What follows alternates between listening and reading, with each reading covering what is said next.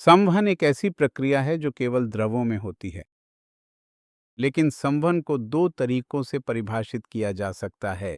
वास्तव में आप कह सकते हैं कि इसे संवहन के दो प्रकारों में वर्गीकृत किया जा सकता है, लेकिन उससे पहले हमें यह जानना चाहिए कि ऊष्मा के प्रवाह की दर को थर्मल करंट कहा जाता है, या आप कह सकते हैं कि यह ऊष्मा स्थानांतरण की दर है। इसे बड़े अक्षर H से दर्शाया जाता है। जब ऊष्मा स्थानांतरण हो रहा होता है, अगर यह स्थानांतरण संवहन की सहायता से होता है, तो उस स्थिति में ऊष्मा स्थानांतरण की यह दर HA डेल्टा थीटा द्वारा दर्शाई जाती है। तो डेल्टा थीटा क्या है? यह वातावरण और मुख्य द्रव के बीच का तापमान अंतर है। यह दोनों के बीच का तापमान अंतर है। आप कह सकते हैं कि यह संवहन द्वारा थर्मल करंट है। प्राकृतिक और बलात् संवहन के बीच का अंतर बहुत स्पष्ट रूप से समझना अत्यंत आवश्यक या महत्वपूर्ण है। प्राकृतिक संवहन का अर्थ है कि आप अपनी ओर से कोई असाधारण प्रयास नहीं करने जा रहे हैं। मान लीजिए आप पानी से भरा एक गिलास लेते हैं और उसे किसी ऊष्मा स्रोत जैसे कि ज्वाला के सामने रख देते हैं। अब जैसे ही ये निचला पात्र का हिस्सा गर्म होता है, यह तुरंत द्रव में स्थानांतरित हो जाएगा। नीचे की ओर स्थित द्रव जब ऊष्मा को अवशोषित करता है, तो वह निश्चित रूप से थोड़ा फैल जाएगा, उसका आयतन बढ़ेगा, घनत्व कम हो जाएगा और कम घनत्व वाली वस्तु आवश्यक रूप से नीचे नहीं रह सकती, वह निश्चित रूप से द्रव में ऊपर की ओर चली जाएगी। तो यह जो है तो x जो फैल गया है, या आप कह सकते हैं कि जो थोड़ा हल्का हो गया है वह ऊपर की ओर जाएगा। तो हल्का द्रव ऊपर चला गया, खाली जगह को ऊपर के स्तर का द्रव भर देगा और वह नीचे आ जाएगा। यह ऊष्मा प्राप्त करेगा, फिर ऊपर जाएगा। इस तरह से स्थानांतरण की एक नियमित प्रक्रिया होती है।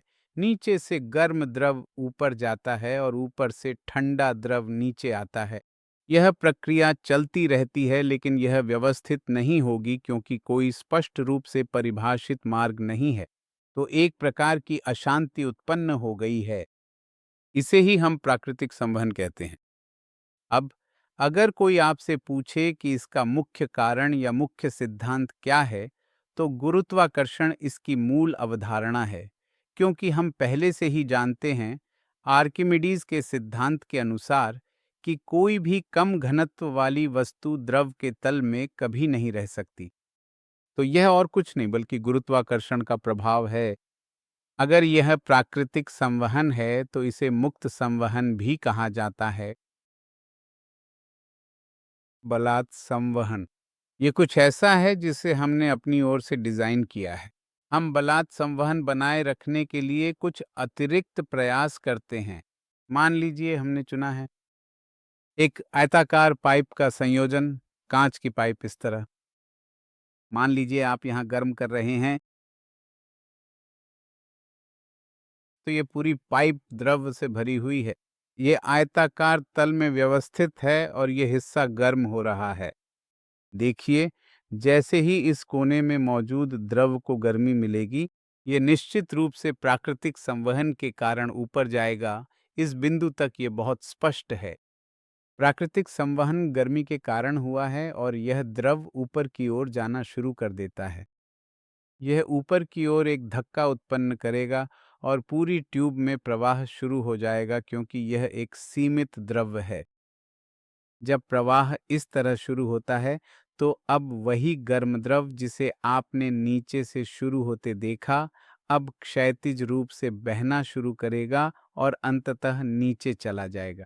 इसका मतलब है कि इसे प्रवाहित किया गया है। इसे ऐसी स्थिति में छोड़ दिया गया है कि यह अपनी मर्जी से नहीं जा सकता। आपने इस गर्म द्रव को नीचे जाने और क्षैतिज रूप से चलने का रास्ता दिया है।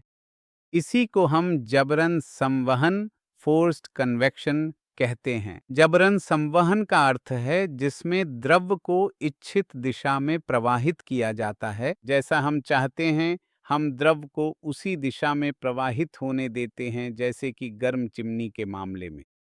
जैसे कि हमारे कमरों में वेंटिलेटर होते हैं, ये सभी जबरन संवहन के उदाहरण हैं। इलेक्ट्रॉनिक मशीनों में भी हम पंखों की मदद से ठंडक पैदा करते हैं।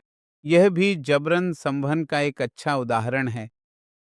यहाँ तक कि मानव शरीर में रक्त के संचार में भी वहाँ भी हम जबरन संवहन की विधि अपनाते हैं।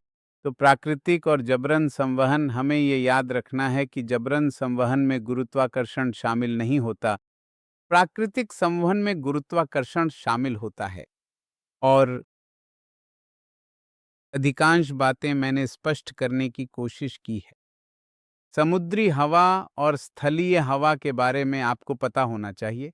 समुद्री हवा वह है जो समुद्र से जमीन की ओर जाती है, और स्थलीय हवा वह है जो जमीन से समुद्र की ओर जाती है। ये दिन और रात में अलग अलग होती हैं। यह स्पष्ट रूप से बताया गया है।